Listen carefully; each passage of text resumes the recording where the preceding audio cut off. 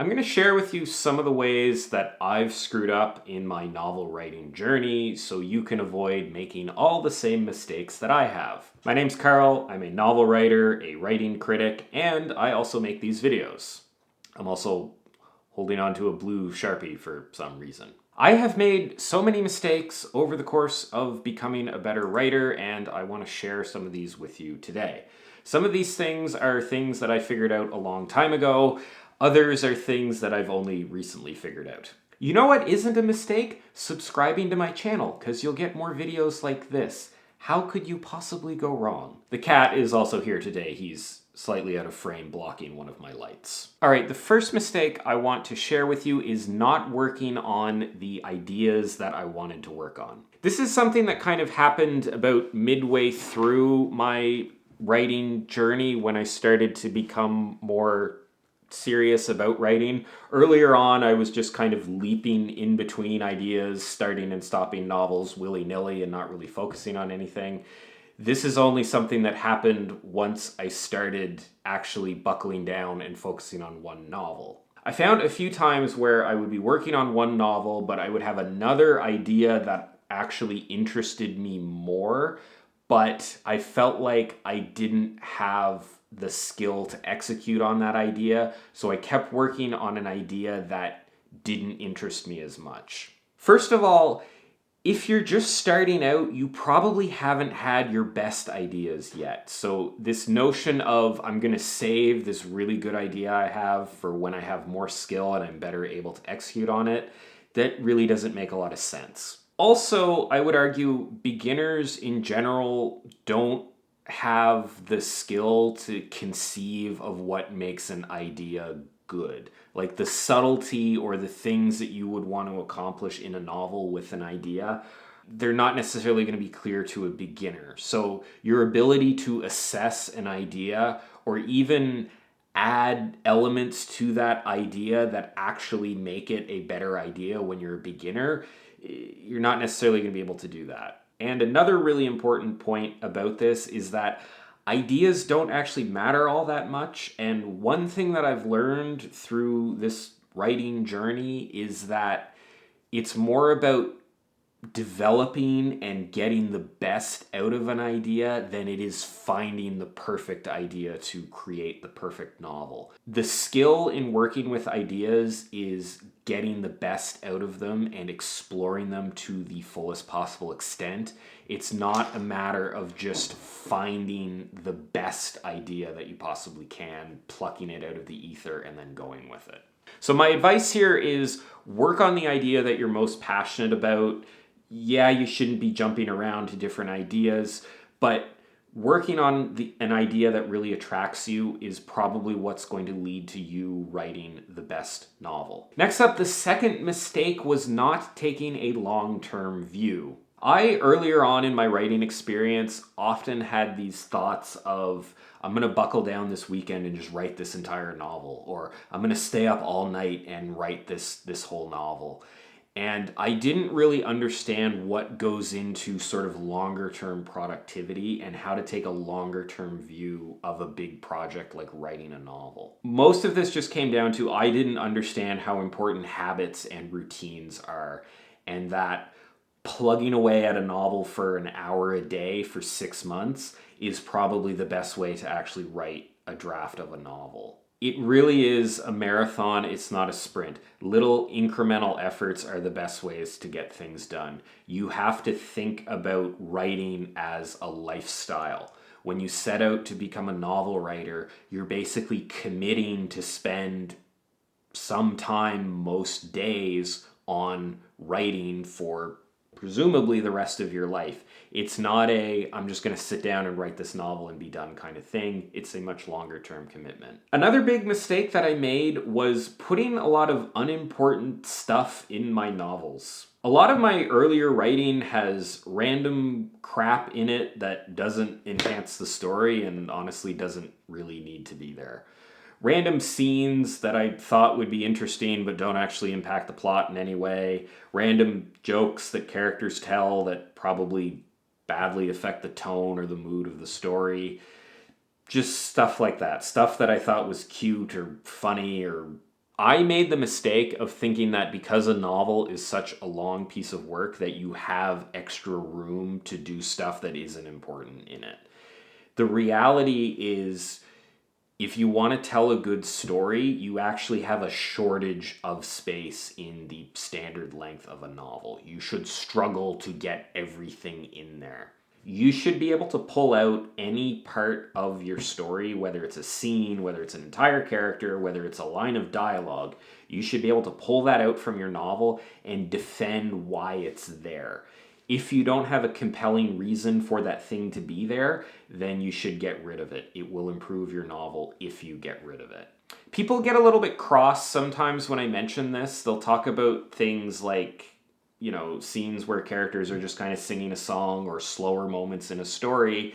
And I'm not saying that you shouldn't have that kind of stuff in your novel. What I'm saying is you shouldn't have it if it doesn't add anything to the story. So when the hobbits stop mid-plot to sing a song and drink, that can be totally fine if it enhances the story, if it serves the purpose of making the story more enjoyable, then it's fine. But if it doesn't, or there's not a compelling reason for it to be there, then it should be taken out. The next mistake is not focusing enough on clarity. This is a more recent thing that I've started working on.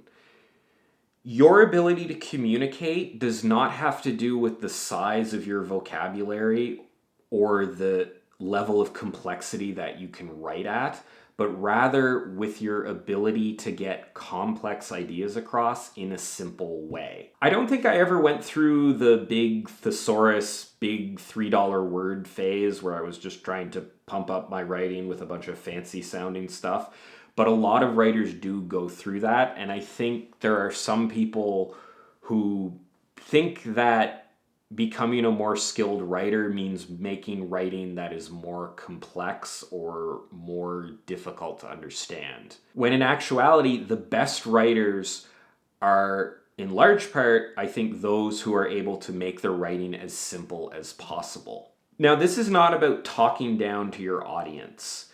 Even very intelligent people get a better understanding of ideas when they're communicated in a simpler way. Your mind is essentially using less horsepower to understand the communication of the idea, and more of your energy is going into actually understanding and appreciating the idea.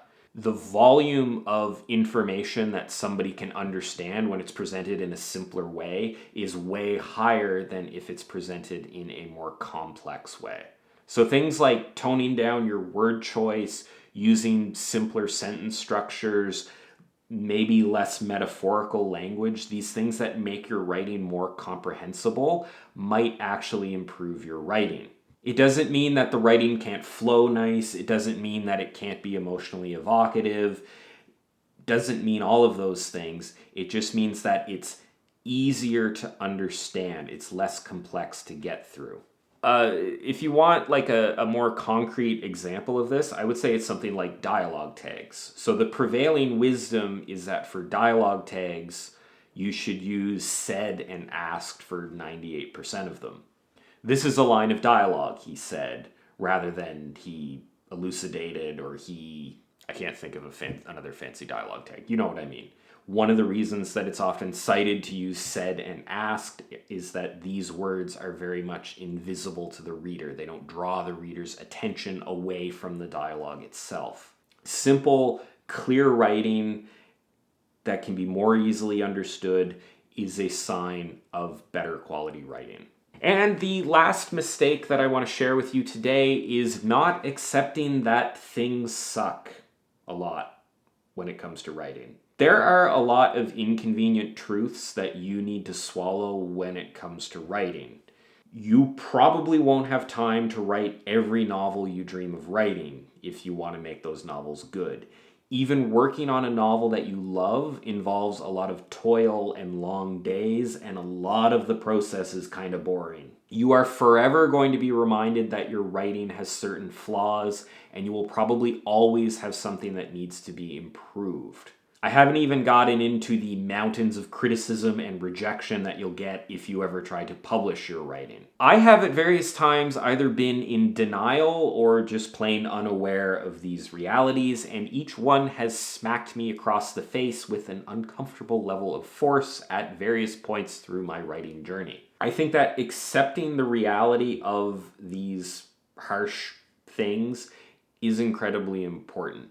Acceptance does not mean resignation. It doesn't mean becoming hopeless about the situation. What it means is understanding and working within the bounds of reality. Your mind, if you just kind of sit around and imagine the things that you can do or the results that you can achieve, your mind will think of things that are way higher than what reasonably you can get done in reality. This sets up really high expectations and a lot of disappointment when you are actually faced with reality. It's not about trying to achieve all of these things or change reality necessarily. It's about accepting it, working within it, and understanding that part of the reason that you should pursue writing is because it's hard. The only reason that you get better are because you go through difficult things. Really, what you should be focusing on are not these castles in the sky that your mind has created about the writing process, but rather on you and your abilities and your ability to endure the hard aspects of the writing craft. Because at the end of the day, it's really not about the outcomes of what your writing achieves, it's about who you become as a writer. That's what you should focus on, and who you will become is shaped by the difficulties that you go through. Just like I hope it wasn't difficult to go through this video. So there you have it. I hope you enjoyed this video and found the advice in it useful. If you want to see more stuff like this, you can check out all my other writing advice related videos and subscribe to my channel. Thanks for watching, and I'll see you next time.